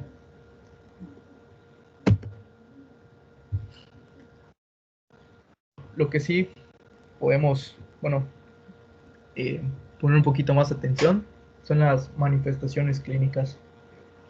Esta enfermedad en sí no va a tener unas manifestaciones propias más que las alteraciones de laboratorio. Todo su cuadro clínico principalmente depende de hacia qué lugar se dirija el trombo cuando está las trombosis. Pueden ser tanto venosas como arteriales, que ya comentó nuestro compañero Oscar en la presentación anterior. Si bien para esta enfermedad se asocian más las trombosis venosas, suelen ser más frecuentes que las arteriales. Y en cuanto a cada una, podemos ver que predominan las trombosis venosas profundas, también las embolias pulmonares y las tromboflebitis superficiales. Si bien, perdón, si estas trombosis son más frecuentes, por cómo llegan los pacientes o cómo se empiezan a sospechar son por las trombosis arteriales, ya que pues como suelen ser de inicio súbito y en especial cuando son en mujeres, lo que se debe de hacer es un tamizaje para poder encontrar la causa, porque no es muy común que en caso de los síndromes coronarios agudos, no es muy común que las mujeres presenten este tipo de patologías. También podemos ver que se presentan las apoplejías o infartos cerebrales. Entonces es muy importante determinar la causa a veces de estos infartos, aunque el tratamiento siempre va a ser el mismo. También podemos encontrar una fuerte asociación del líbido reticularis, también puede generar síntomas como los que vimos de los síndromes vasculíticos. También se puede encontrar, ahí está acá. Es muy común que se presenten mujeres embarazadas y en estas el grupo de pérdidas fetales puede llegar hasta ser de un 33%. Se les van a asociar al síndrome antifosfolípidos. También existen trombosis de los vasos placentarios y en menor medida las embarazadas pueden debutar con una preeclampsia y eclampsia. Entonces su vigilancia de ellas es de suma importancia, ya que no solo compromete el bienestar de ellas, sino que también del producto. Y tenemos otros síntomas que sí, existe una fuerte asociación con la enfermedad, pero son muy, muy inespecíficos. Y si el paciente llega a debutar con estos, muchas veces no se sospecha nada, como pueden ser las cefaleas o migrañas, pueden haber episodios epilépticos, también el síndrome de Buchiari, y como en otras enfermedades autoinmunitarias también puede presentar artritis y artralgias, puede haber síndrome de Raynaud, pero en menor medida. También las manifestaciones renales pueden ser muy comunes debido a los daños de los pequeños vasos. Pueden haber proteinurias, hematurias o puede haber una hipertensión maligna. Y en cuanto en el sistema hemático, es muy frecuente encontrar la trombocitopenia y anemias hemolíticas autoinmunes. ¿Algo aquí, doctor, que quiera resaltar? El dato clínico es cualquier dato de trombosis y como dijo Luis, o sea, cualquier dato que sugiera trombosis es una posibilidad para antifosfolípido. Y si lo ponemos que es y si lo ponemos como la causa más común de síndrome trombofílico adquirido, o sea, secundario, en personas menores de 45 años, cualquier trombosis en alguien joven debe de considerarse una posibilidad el antifosfolípido, la enfermedad antifosfolípido.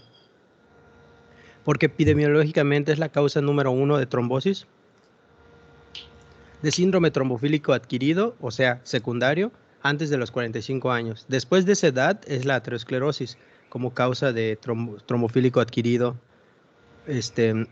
después de los 45, 50 años.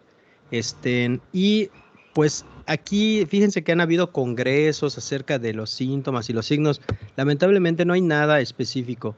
No hay nada en específico de lo referente a datos clínicos. Por eso yo les decía, o sea, cualquier trombosis en alguien joven, pues bueno, una posibilidad es el antifosfolípido. Si bien es cierto que es mucho más común en mujeres que en hombres, pero vamos, o sea, no es 100% excluyente, ¿no?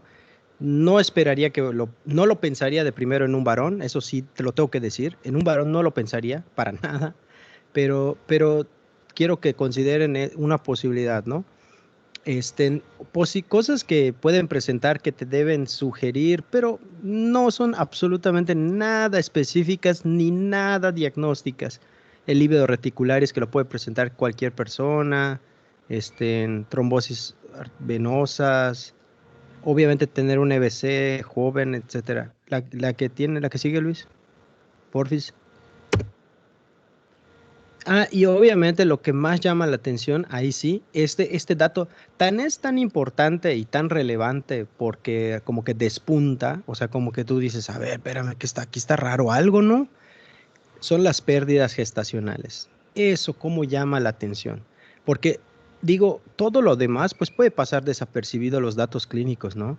Pero perder bebés, muchas veces, eso no pasa desapercibido, ¿eh? No pasa desapercibido. O sea, la mujer que tenga un antecedente de pérdidas gestacionales frecuentes o abortos frecuentes, hay que descartar síndrome del difosfolípido. Tan fuerte esa asociación que ya ven que están en los criterios de Sydney, que son los criterios diagnósticos. Puedes continuar, Luis. Bueno, el diagnóstico de esta enfermedad, como está aquí resaltado, este diagnóstico no es de primera intención, no es algo que se busque rutinariamente. Suele ser en pacientes ya con evolución muy larga de hasta 10 años o aquellos que se descubre de forma, bueno, aquellos que se descubre de forma, pues, de suerte, por ejemplo, que se realizan pruebas de infecciosas como la de la sífilis, salgan positivo, se descarte sífilis y pues, después de todo el escrutinio que se le haga, se le llega el diagnóstico de anticuerpos antifosfolípidos. Muy importante para esta patología va a ser la historia clínica, todos los antecedentes que tenga, tanto heredofamiliares como patológicos de ella. Y el cuadro de sospecha son aquella mujer, principalmente menor de 55 años, que haya presentado complicaciones, que haya presentado una o más complicaciones del embarazo y que llegue a consulta por presencia, que llegue a consulta por lívido reticularis, que se vea rara las piernas, vea como está ahí el panalito, clásico panalito, o que en laboratorios se haya encontrado una trombocitopenia. Bueno, aunque igual los datos de trombocitopenia, como la epistaxis o sangrado de mucosas. Y existe se llegó a un consenso de que para establecer el diagnóstico franco de esta enfermedad se requiere de al menos un criterio clínico y un criterio de laboratorio, que se los voy a mostrar a continuación. Bueno, los criterios clínicos son dos. El primero es que haya presentado un evento trombótico vascular, ya sea al menos uno o más episodios, sin importar de qué índole sea, si arterial o venoso, si fue un Zika o fue un EBC o, bueno, embolias pulmonares, lo que sea. Con que tenga uno de estos y se puede empezar a sospechar. El siguiente criterio clínico va más enfocado a las mujeres, que es en cuanto a las complicaciones del embarazo. Se va a dividir en tres subtipos. El primero sería la muerte fetal de un bebé con desarrollo normal, sea superior a las 10 semanas de gestación. Otro sería que haya un nacimiento prematuro, que fuera un bebé prematuro y sea por causa de una preeclampsia, alguna eclampsia o insuficiencia placentaria o desprendimientos placentarios normoincentivos que ya hemos visto. Y el tercero suele ser el más común, que presente 3 abortos espontáneos consecutivos y que no tengan una explicación, que no se le encuentre una asociación a nada. En cuanto a los criterios de laboratorio, vamos a tener que el primero, que el anticoagulante lúpico en plasma lo vamos a encontrar, va a estar presente en 2 o más mediciones de un lapso de 12 semanas. Y como comentaba el doctor, para poder detectar el anticoagulante lúpico va a ser de manera indirecta con las pruebas de TTP y TP. Y la de plasma, que se me olvidó, pero es igual muy interesante.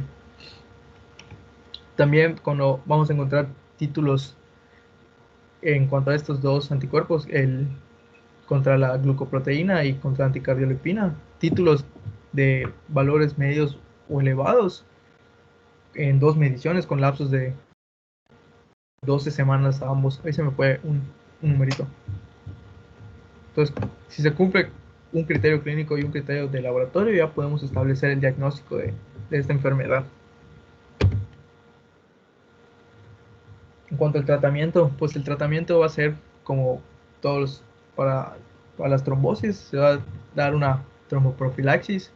En cuanto a estas pacientes, se les prefiere dar los anticoagulantes orales como la warfarina o también el rivaroxaban, que tienen mejores resultados. Se pueden dar solos o de la manera más común es combinarlos con ácido acetilsalicílico. Y en cuanto a mujeres que se encuentran cursando un embarazo, se sugieren esquemas pues, más rigurosos en el cual se le pueden agregar heparinas de bajo peso molecular o si lo llega a requerir, las inmunoglobulinas intravenosas, aunque no sé si se disponga en el medio. Muy importante de esta enfermedad es pues, no darle glucocorticoides como en las otras enfermedades autoinmunitarias, porque aunque no se encuentra que el uso de adyuvante de estos glucocorticoides genere malestar o empeore la patología, pero tampoco existe una evidencia fuerte ni sólida de que la mejor, entonces se recomienda no darlos. Pues simplemente lo único que puede ocasionar es que genere los síndromes de corticolismo y no ofrezca un beneficio neto hacia la persona. Ya sería todo, doctor. Sería lo del caso clínico. ¿Puedes continuar con el caso entonces, Luis? Ok. Bueno, es paciente femenina de 38 años, con antecedente de 3 gestaciones, los cuales fue un aborto espontáneo y 2 inducidos por muerte fetal a las 20 semanas de gestación aproximadamente.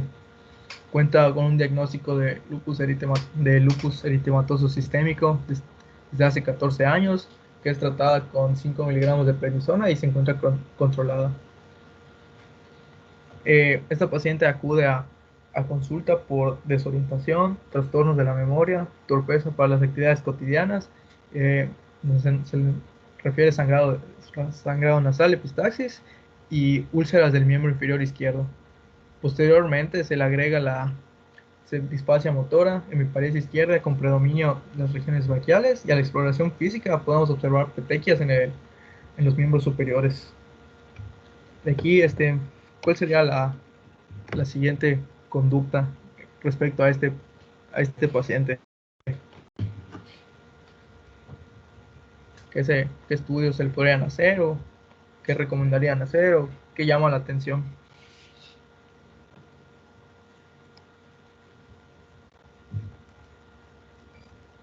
Bueno, obviamente se le solicita una tag a la paciente por presentar síntomas de alteraciones neurológicas, y como cumple con el cuadro de sospecha de esta enfermedad, se le piden laboratorios de rutina y también con laboratorios para checar sus anticuerpos. Aquí lo que nos llama la atención es que presenta unas plaquetas de 120,000. Tiene el PDRL, le salió positivo, y también tenemos anticuerpos anticardiolipina positivos. Es un valor elevado, aunque el anticoagulante lúpico se ve negativo. Y en cuanto a la tomografía, nos salen marcados signos de atrofia cortical, múltiples imágenes hipodensas compatibles con infartos cerebrales. Entonces, con esta paciente se llegó a la conclusión que presentó microinfartos cerebrales a causa de un síndrome antifosfolípido de larga evolución. Podemos ver que tuvo por ejemplo, desde los 14 años que se le diagnosticó lupus, podemos suponer que esta enfermedad estaba evolucionando desde 14 años ya y no había presentado un espectro clínico, por lo que al momento de debutar usualmente llegan a ser eventos trombóticos pues graves, como infartos cerebrales o casos extremadamente raros, los ICAs en cuanto a mujeres. Y pues sería todo, doctor. Aquí están las referencias. Muy bien, Luis. Estuvo muy bien porque estuvo resumido. La verdad es lo más importante. Nada más es para resaltar, lo comentaste, pero hay que resaltarlo, está bien. Realmente el diagnóstico no es de buenas a primeras que digas, pues el paciente tiene un síndrome antifosfolípido, ¿no? Generalmente tienes que lograr como que descartar otras posibilidades de trombosis, ¿no? Hay que descartar otras posibilidades de trombosis. Ciertamente en una persona joven, sobre todo si es mujer, claro que debe ser una posibilidad. Claro que tienes que considerarla como una posibilidad.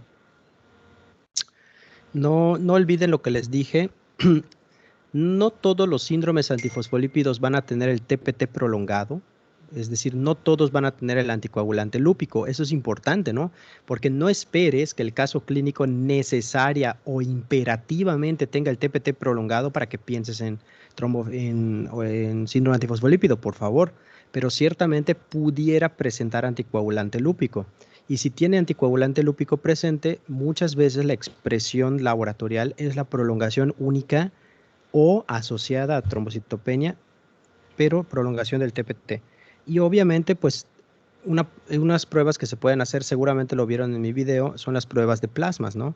Porque si el TPT está prolongado, por sentido común, ¿qué piensas? Trombofilia,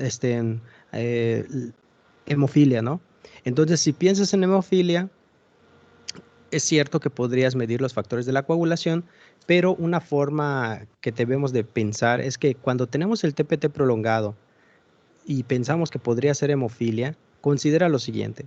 Si el TPT está prolongado, una posibilidad es que haya ausencia de un factor de la coagulación o que haya presencia de un factor que inhiba la coagulación. Ojo, parece lo mismo, pero no es lo mismo. Una cosa es que haya ausencia de un procoagulante y prolonga el TPT, o haya la presencia de un inhibidor de un factor de la coagulación. Ojo, parece lo mismo, pero no es lo mismo. Entonces, el anticoagulante lúpico es un inhibidor de la coagulación y lo puedes buscar de la siguiente manera, haciendo una prueba que se llama prueba de mezclas de plasmas. ¿Qué es eso de mezclas de plasmas? Eso de mezclas de plasmas quiere decir que agarras sangre del paciente, agarras el plasma del paciente donde ya viste que estuvo prolongado el TPT, ¿sí? Y lo mezclas con plasma de un paciente que se sepa sano. Si el problema es la ausencia de un factor de la coagulación, el TPT de la muestra nueva mezclada de sangre del enfermo, sangre del paciente sano, si tú lo mezclas y el TPT ya no está prolongado, sino que se corrige, entonces era la ausencia de un factor de la procoagulación. Pero si tú mezclas las plasmas del sano, plasma del enfermo y el TPT persiste prolongado, entonces no es que haya ausencia de un procoagulante, sino que hay presencia de un inhibidor de un factor de la coagulación. O sea, posibilidad anticoagulante lúpico. ¿Dale? Lo repito, no esperes que el caso clínico aparezca con TPT prolongado para pensar en antifosfolípidos. No. ¿Dale? No todos lo tienen que tener. Y los criterios diagnósticos, pues tenemos los de Sydney, ¿no? Sin embargo, se están tratando de ampliar, creo que ya hasta se ampliaron, pero en esencia es lo mismo. Tener episodios de trombosis mayor o igual a un episodio de trombosis, no sitio, una trombofilia, por decir así, porque que no sea, por ejemplo, si tienes una trombosis en un paciente joven, cuenta como episodio de trombosis, o si ya tienes antecedente de varios sitios de trombosis, más la presencia de anticoagulantes, no anticoagulantes, anticuerpos en 2 ocasiones separadas una toma de la otra toma de al menos 12 semanas y ambas positivas evidentemente, ya haces el diagnóstico de antifosfolípido. Claro, en la mujer, sobre todo si ha intentado tener bebés, todavía más, no digamos fácil, pero parece más evidente si fuera un caso clínico, ¿no? Pérdidas gestacionales repetidas, que en realidad lo deberíamos de asociar a trombosis. Y el tratamiento, pues si ya tuvo la trombosis, pues es el mismo manejo que para todas las trombosis. Habitualmente el síndrome antifosfolípido tiende a causar trombosis tanto de venas como de arterias. Así que bueno, le das el manejo de la que predomine. Si es arterial, si es a nivel corazón y o cerebro, puedes considerar dar trombolítico. Pero si es a nivel venoso, pues ya sabes, ¿no? Warfarina con heparinas, y cuando se va de alta se queda solo o con warfarina o le cambian a un nuevo anticoagulante oral que son dabigatran, rivaroxaban y todos esos, ¿no? El manejo es el mismo y es prolongado. Si eso, la verdad no sé cómo podría suceder, pero bueno, si diagnostica síndrome antifosfolípido antes de que tenga episodios de trombosis, esos criterios son más complejos. No es lo esperado, pero puede considerarse el diagnóstico con otros criterios que no incluyan trombosis. Al paciente se le puede dar profilaxis primaria, o sea, no has tenido una trombosis, y se le da profilaxis primaria, se le da aspirina. El paciente puede tomar de forma prolongada aspirina para prevenir las trombosis, ¿no? Para fines muy generales, después de tener un episodio de trombosis, chicos, así muy generales, dato general, siempre que tú veas un pacientito que te dice que tuvo una trombosis venosa en el pasado, dependiendo de qué tan severa haya sido la trombosis, esos pacientes pueden requerir llevar anticoagulación de verdad por meses, de verdad durante meses, ¿sí? Meses. La literatura dice que pueden ser de 6 meses a un año la anticoagulación, ¿sí? Es diferente a lo que vieron en cardio de 4º año cuando tienes una válvula mecánica, por ejemplo, que tienen que estar con anticoagulación pues por toda su vida, ¿no? A no ser que les pongan una válvula especializada que libera una sustancia para que no se coagule la sangre en la válvula mecánica, ¿no? Pero si no, tienen que tener en anticoagulación el resto de su vida, los que sean por válvulas. Pero los pacientes que son porque tuvieron una trombosis pueden tenerlo de 6 meses a un año, dependiendo la severidad de la trombosis. Hay situaciones muy especiales, ¿eh? Lo tengo que decir. Por ejemplo, me acuerdo que tuvimos un caso de un señor que tuvo una trombosis. Tenía un trombo literal, chicos, o sea, literal. Un trombo que iba desde la vena cava inferior y llegaba a la vena cava superior y no entraba al corazón. Y lo estaban anticoagulando, ¿eh? Ese pacientito, yo me acuerdo, se los juro. Yo me acuerdo que el paciente tenía, tenía infusión de heparina, tenía, ¿qué más tenía? Infusión de heparina, tenía vitamina K, o sea, acenocumarina, perdón. Y el paciente se chocó, hace un show, tuvo que intervenir en angiología, le colocaron una redecilla que va en la vena cava para que detuviera los coágulos que subieran de la vena cava inferior a la superior. Estuvo padrísimo.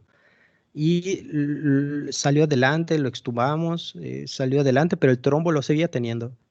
O sea, el trombo lo seguía teniendo, aunque estaba anticoagulado, todavía no se, obviamente quiero que entiendan que la anticoagulación no degrada, ojo, la anticoagulación, tanto la oral como la heparínica, no degradan el trombo formado, ¿eh? O sea, no es un fibrinolítico, ¿eh? O sea, previene formación de más trombo o que el trombo crezca, pero el trombo ahí está, ¿sí? Sobre todo si son grandes. Y por ejemplo, en este paciente que le pusieron una malla, o sea, literal, así un mosquitero en tu vena cava, para que no suban los coágulos a las aurículas, etcétera, ¿no? Y en un tiempo posterior y se iba a intentar hacer un procedimiento así súper mega pro que hacen los angiólogos, mis compañeritos son angiólogos, para quitar ese trombo, ¿no? Pero vean qué interesante, o sea, y en situaciones muy especiales, personas ya ancianitas que tienen un trombote, se les pone la red y se anticoagulan el resto de su vida, así por siempre. Bueno, lo que les queda de vida, desde luego, claro. Y pues bueno, eso creo que fue el tema, en lo referente a trombofilias. No sé si tengan alguna pregunta, alguna duda. Ah, muy bien, Luis, creo que no te dije. Muy bien, amigo. ¿Alguna pregunta, alguna duda, chicos? Recuerden, mañana el protocolo es hoy ver videos de sepsis y el de COVID. Yo respetaré solo poder preguntar lo que digo en mi video. Realmente lo que digo en mi video es realmente lo útil. Pudieras, no sé, quizás se me haya pasado algún dato, o, no sé, que también pudiera ser importante, pero Lo que menciona el video es lo más útil que hay que saber para sepsis y COVID. Entonces, si acaso, creo que voy a mencionar 2 que 3 cositas nuevas de la vacuna, si acaso, que no menciono en el video anterior, pero creo que nada más. No sé si tengan alguna pregunta, alguna duda. Estoy un poco estresado, la verdad, porque no he podido terminar el examen. Creo que solo ya hice 2 preguntas y estoy francamente un poco estresado. Pero pues voy a tratar de terminarlo. Así es.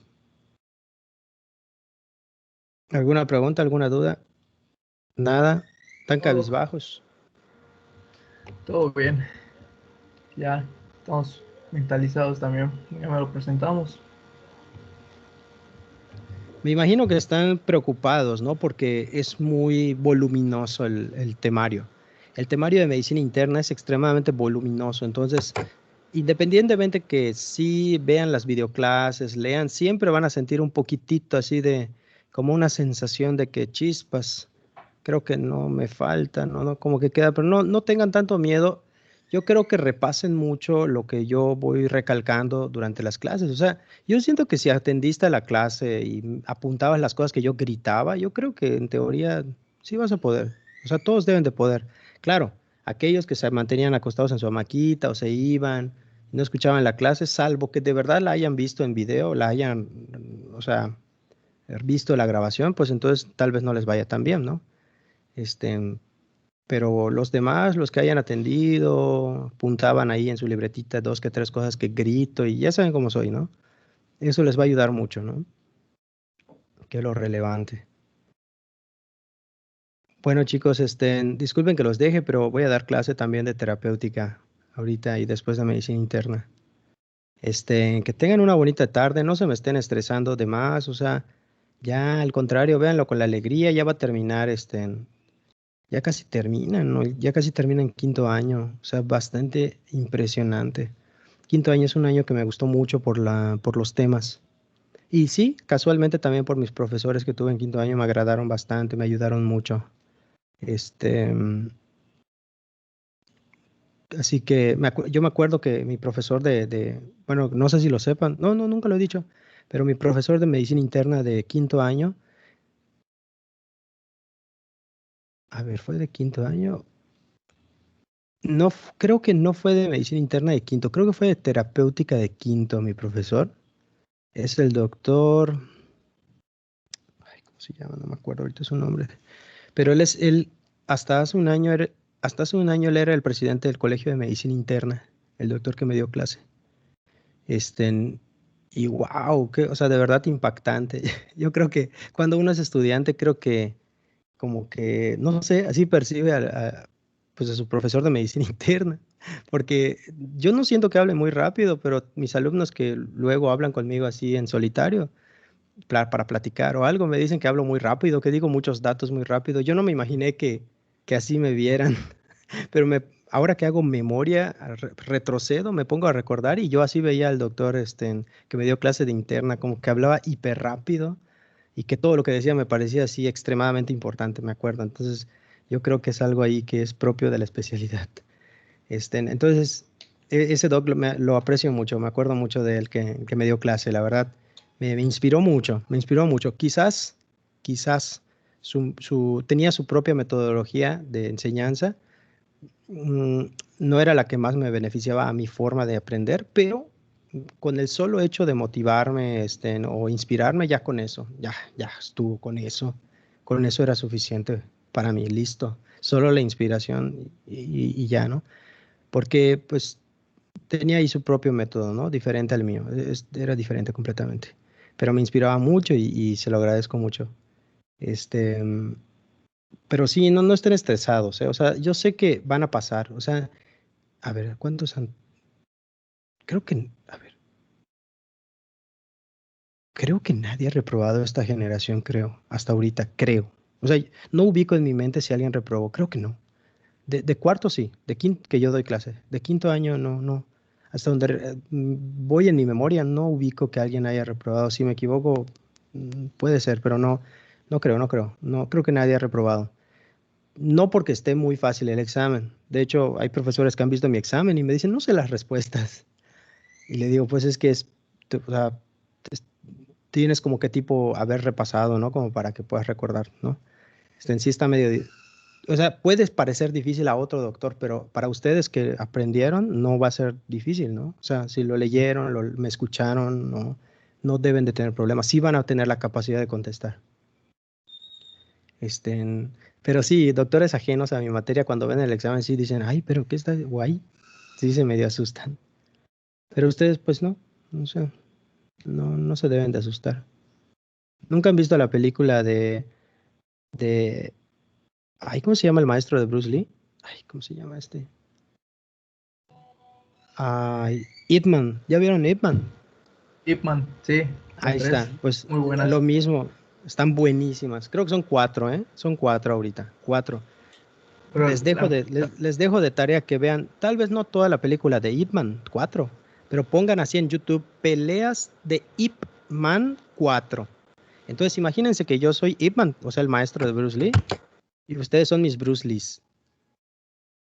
Así que yo confío en ustedes, y como ustedes son mis alumnos, yo soy su maestro. Y cuando vean la película van a entender por qué digo que estoy seguro que les va a ir bien, porque si yo sé que les va a ir bien. O sea, vean la película y van a entender mi analogía. Si yo soy Ip Man, ustedes son Bruce Lee, no hay pérdida. O sea, no les va a ir mal. O sea, tengo por seguro, yo soy de las personas que tengo certeza que mis alumnos son los mejores. Definitivo. Definitivo. No, es que no, lo lamento. No tengo nada contra las otras universidades. No me caen mal ni nada, pero sé que ustedes son mejores. Sí. Bueno, chicos, entonces así quedamos. Los veo mañana. Mucho éxito.